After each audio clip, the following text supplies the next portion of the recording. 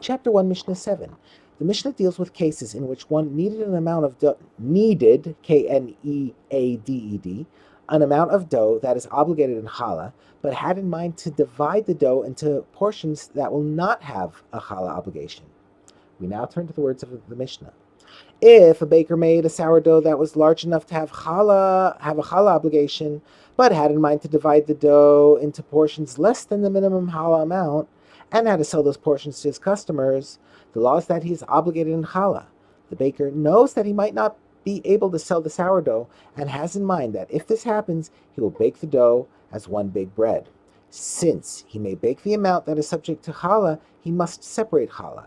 But in the case of women who each gave a portion of flour to a baker to make sourdough for them, and the baker made one big dough out of all the flour, large enough to be subject to challah, the law is that if none of the woman's portions was the amount that is obligated in challah, the dough is exempt from challah. In this case, the baker must divide the dough in order to return to each woman her portion. Thus, he is certain that he will divide the dough into pieces that are not obligated in challah, and it is therefore not subject to the obligation of challah.